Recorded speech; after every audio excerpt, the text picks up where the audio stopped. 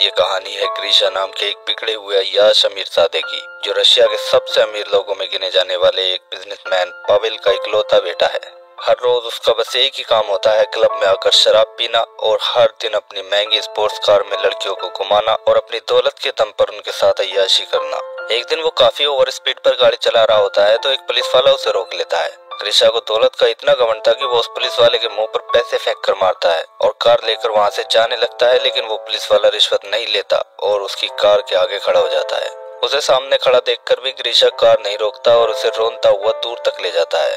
इस दौरान उसे इस बात की बिल्कुल भी परवाह नहीं थी कि उस पुलिस वाले को चोट भी लग सकती है और ना ही इस बात का डर था कि इसके बाद उसके साथ क्या होगा। अब ग्रीशा के फादर पावेल को दिखाया जाता है, जो उसे छुड़ाने के लिए पुलिस स्टेशन जाता है।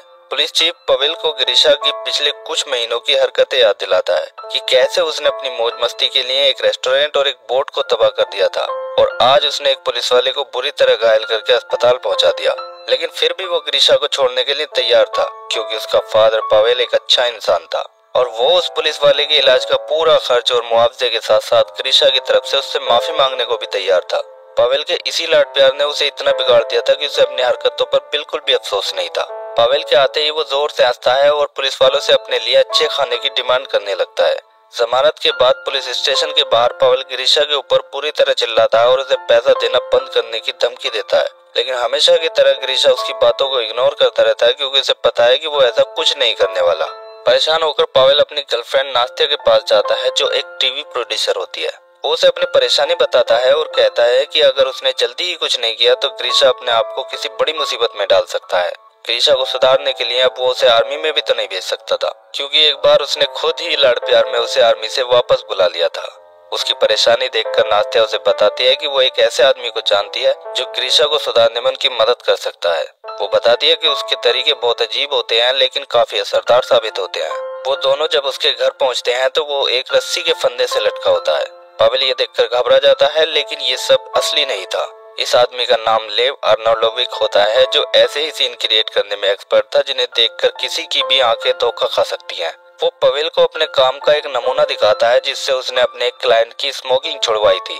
इसमें वो अपना अंगूठा काट देता है, लेकिन ये अंगूठा भी नकली होता है। लेव के ये अजीबोगरीब तरीके देखकर पहले तो पावेल डर जाता है और यहाँ से जाने लगता है, लेकिन नास्तिया के कहने पर वो ग्रीशा को सुधारने का उसका प्लान सुनने को तैयार हो जाता है। कुछ दिन बाद जब ग्रीशा एक क्लब से बाहर निकलता है तो देखता है कि कोई उसकी गाड़ी को ट्रक में डालकर ले जा रहा होता है। वो ट्रक के पीछे भागता है, लेकिन तभी एक कार उसके सामने आती है और पीछे से उसे कोई चीज आकर चुभती है, जिससे वो बेहोश हो जाता है। जब उसे होश आता है तो वो घोड़ों के एक अस्तबल में पड़ा होता है, जहाँ उसने अजीब से कपड़े पहने होते हैं।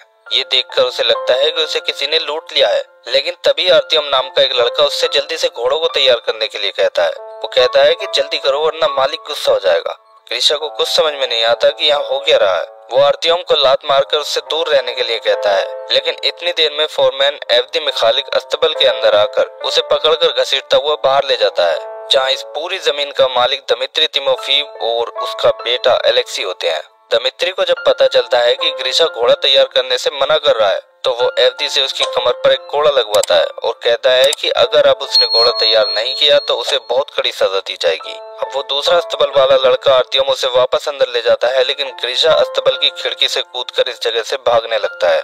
बाहर निकलकर वो गाँव के लोगों से मदद मांगता है और उनसे पुलिस को फोन करने के लिए कहता है, लेकिन वो सभी ऐसे रिएक्ट करते हैं जैसे उन्होंने पुलिस और फोन जैसी चीजों के नाम पहली बार सुने हो।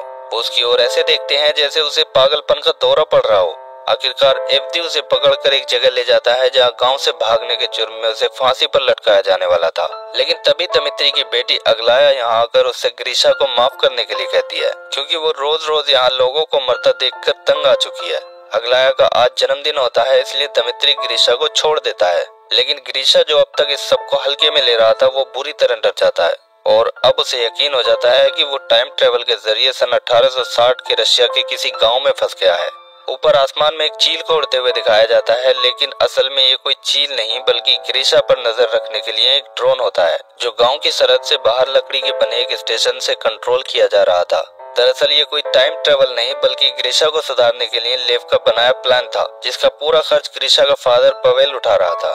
लेव ने पिछले 1 महीने में शहर से दूर जंगल में इस गांव को बनाया था, जिसके कोने कोने में नास्तिया ने छुपे हुए कैमरे लगा रखे। ग्रीशा को कोड़ों से पिटता देखने के बाद से ही पवेल को लग रहा था कि वो अपने बेटे के साथ ज्यादती कर रहा है, इसलिए कई बार वो इस प्रोजेक्ट को ही बंद करने के लिए कहने लगता है। लेकिन लेव उसे समझाता है कि ये सब कुछ ग्रीशा की भलाई के लिए ही हो रहा है। इधर ग्रीशा अस्पताल में बैठकर ये समझने की कोशिश कर रहा होता है कि वो टाइम ट्रेवल के जरिए यहाँ कैसे आया और अब यहाँ से वापस अपने टाइम में कैसे जाएगा। अब सभी एक्टर्स को अगले सीन की स्क्रिप्ट दी जाती है और सभी को सख्त हिदायत दी जाती है कि कोई भी कलाकार अंडरवियर जैसी मॉडर्न जमाने की कोई चीज नहीं पहनेगा। एलेक्सी, जो इस गांव के मालिक दमित्री के बेटे का रोल कर रहा था, वो अपनी खूबसूरत गर्लफ्रेंड लीजा से मिलता है। लीजा घोड़ों की इंचार्ज थी और इस प्रोजेक्ट में वो कोई रोल नहीं कर रही थी। इसके बाद गांव में दिखाया जाता है कि ग्रीशा को रोज सूरज निकलने से पहले उठना पड़ता है और जंगल को बाथरूम के रूप में इस्तेमाल करना पड़ता है। रोज उसे घोड़ों की देखभाल करनी पड़ती है जिनसे वो सबसे ज्यादा डरता था और जब भी कभी वो कहना नहीं मानता था तो उसे कोड़े मारे जाते थे। इस बीच एक दिन उसे पास से ही अगलाया के रोने की आवाज आती है तो वो काम छोड़कर उसके पास चला जाता है। अगलाया इस गांव के मालिक दमित्री की बेटी है जिसने ग्रीशा को फांसी पर लटकने से बचाया था। जब ग्रीशा उससे उसके रोने की वजह पूछता है तो वो बताती है कि उसके फादर उसकी शादी किसी बूढ़े अमीर आदमी के साथ कर रहे हैं। दरअसल डायरेक्टर लेव का मानना था कि ग्रीशा को अगर किसी से प्यार हो जाए तो उसमें सुधार आ सकता है, इसलिए उसने जानबूझकर ग्रीशा को इस सिचुएशन में डाला था जिससे अपनी जान बचाने के एहसान के बदले वो अगलाया की मदद करने की कोशिश करे और उसे अगलाया से प्यार हो जाए। लेकिन उसके रोने का ग्रीशा के ऊपर कोई असर नहीं पड़ता। वो कहता है कि उसे तो खुश होना चाहिए क्योंकि वो बूढ़ा आदमी जल्दी ही मर जाएगा, जिसके बाद उसकी सारी दौलत अगलाया को ही मिलेगी। ये कहकर वो वहाँ से चला जाता है। अब एक दिन वो दमित्री की एक मुर्गी चुरा लेता है और आर्त्यम से इसे पकाने के लिए कहता है, लेकिन पकने के बाद वो इसे अकेला ही खा जाता है, जबकि इसे बनाने में सारी मेहनत आर्त्यम ने की थी। जब फोरमैन एफडी को मुर्गी चोरी का पता लगता है तो वो सारे नौकरों को लाइन में बिठाकर कहता है कि उनमें से जिसने भी चोरी की हो वो खुद ही बता दे, वरना वो उनमें से किसी भी एक को ले जाकर उसे कोड़े मारेगा। इसके बाद वो आर्त्यम को पकड़कर ले जाने लगता है, लेकिन ग्रीशा अपनी गलती की सजा आर्त्यम को मिलती देखकर भी सच नहीं बोलता, जबकि आर्त्यम हर समय एक अच्छे दोस्त की तरह उसकी मदद करता रहता था। बाद में आर्त्यम उसे अपनी कमर पर कोड़ों के निशान दिखाता है जो असल में मेकअप आर्टिस्ट ने उसकी कमर पर बनाए थे। यहाँ ग्रीशा की नजर घोड़े से उतरती हुई लीजा पर पड़ती है। तभी उसे एहसास होता है कि लीजा ने मॉडर्न जमाने की अंडरवियर पहन रखी थी। ग्रीशा को कुछ शक होता है, वो दौड़कर लीजा को पकड़ लेता है और फिर जबरदस्ती उसकी अंडरवियर चेक करने लगता है, लेकिन दूसरे गांव वाले उसे पकड़कर लीजा से अलग कर देते हैं और वो घोड़े पर बैठकर वहां से चली जाती है। वैसे भी ग्रीशा की नजर पड़ते ही उसने जल्दी से अपनी अंडरवियर घास के ढेर में छुपा दी थी। आज की ये घटना देखकर पावेल डर जाता है, क्योंकि अगर ग्रीशा को सच्चाई पता लग जाती तो वो उन सबको जेल भिजवा देता। वैसे भी अभी तक उसके अंदर कोई सुधार नहीं आया था, इसलिए पावेल इस प्रोजेक्ट को यहीं बंद करवाने के लिए कहता है। लेकिन तभी उन्हें एक अच्छी खबर मिलती है कि ग्रीशा लीजा से माफी मांगने के लिए उसे ढूंढता फिर रहा है। वैसे तो लीजा घोड़ों की इंचार्ज थी और इस प्रोजेक्ट में वो कोई रोल नहीं कर रही थी, लेकिन लेव को ये एक अच्छा मौका दिखता है, क्योंकि अगर ग्रीशा में जरा सा भी सुधार आया होगा तो वो इस प्रोजेक्ट को और आगे बढ़ा सकता है। इसलिए वो किसी तरह लीजा को ग्रीशा के सामने भेज देता है। लीजा अपने हाथ में कील ठुकी हुई लकड़ी लेकर आती है और उसे दूर से ही बात करने के लिए कहती है। आखिर ग्रीशा उससे माफी मांगता है और उससे उसका नाम भी पूछता है। लीजा उसे माफ कर देती है तो वो उससे काफी सारी बातें करना चाहता है, लेकिन वो उससे ज्यादा बात नहीं करती और वहाँ से चली जाती है। इसके बाद दिखाया जाता है कि गांव में कुपाला फेस्टिवल मनाया जा रहा होता है। आर्त्यम उसे यहाँ की एक मान्यता के बारे में बताता है कि जो कोई भी आज की रात जिस इंसान के साथ रहेगा तो फिर उसकी पूरी जिंदगी उसी इंसान के साथ गुजरेगी। अब फेस्टिवल में ग्रीशा गांव वालों के साथ डांस करने लगता है तो अगलाया भी उसके पास आ जाती है। वो उससे चिपकने की कोशिश करती है, लेकिन ग्रीशा उसे जरा सा भी भाव नहीं देता। ये देखकर अगलाया उससे कहती है कि वो उस बूढ़े अमीर आदमी से कभी शादी नहीं करेगी, इसलिए वो झील में डूबकर अपनी जान देने जा रही है। लेकिन ग्रीशा उसकी कोई परवाह नहीं करता और लीजा के पास जाकर भविष्य की अपनी दुनिया की टेक्नोलॉजी के बारे में उससे बातें करने लगता है। पहले तो लीजा उसकी स्मार्टफोन और एरोप्लेन की बातें सुनकर इग्नोर करती है, लेकिन फिर उसका अकेलापन और उदासी देखकर उसे उस पर तरस आ जाता है। अब वो कहती है कि उसे उसकी बातों पर यकीन है कि वो भविष्य से यहाँ आया है।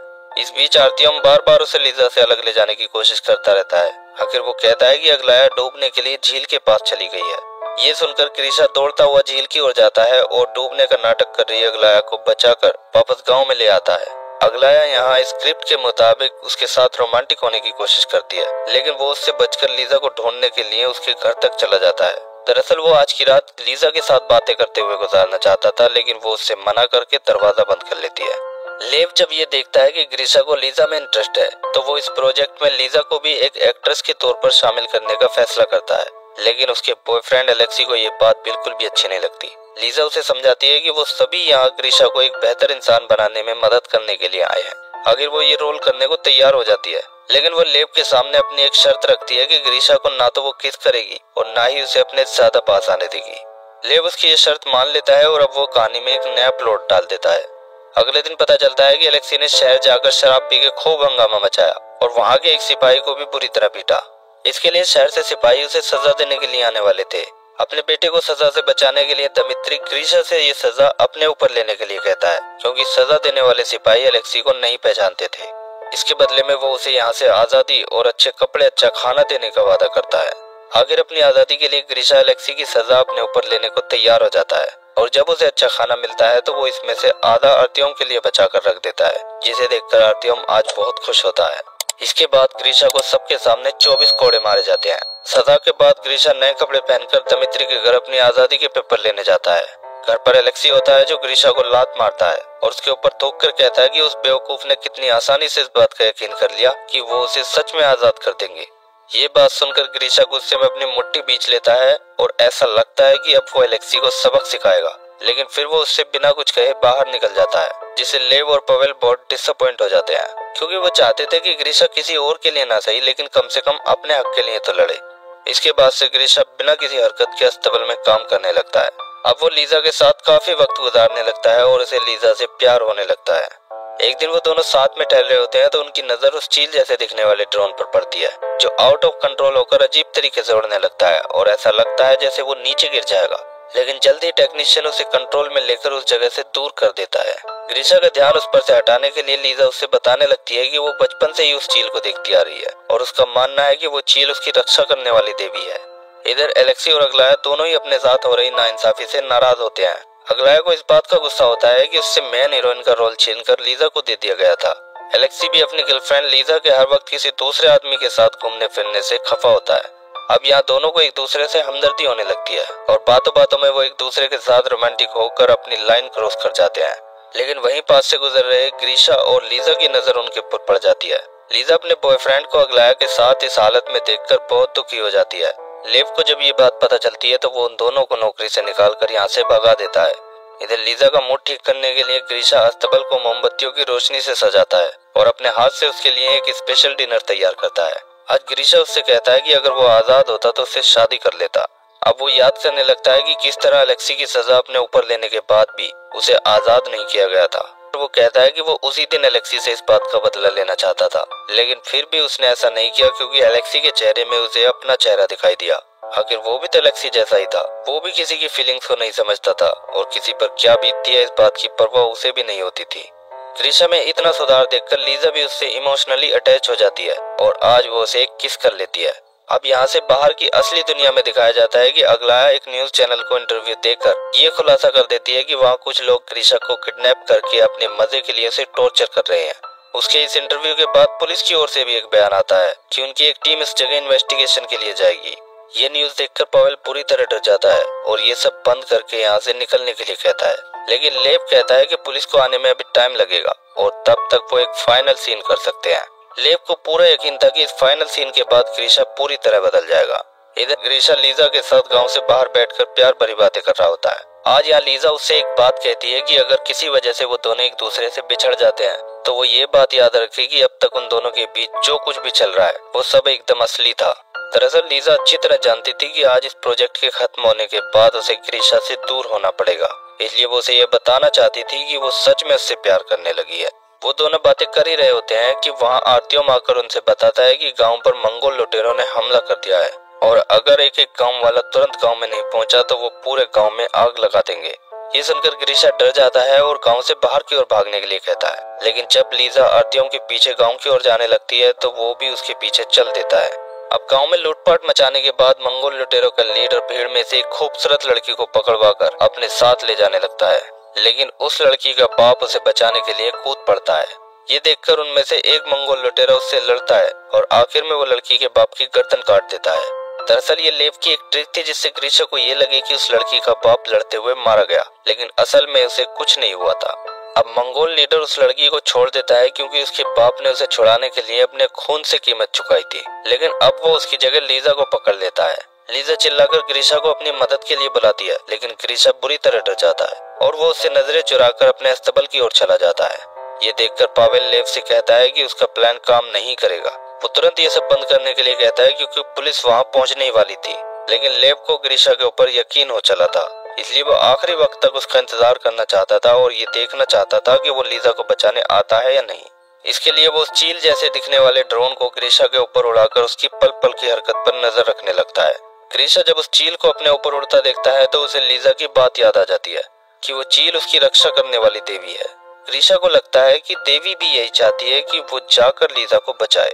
ये सोचकर उसमें एक जोश और हिम्मत आ जाती है। इसके बाद वो लीजा की वही कील ठुकी हुई लकड़ी उठाता है और घोड़े पर बैठकर उसे बचाने चल देता है।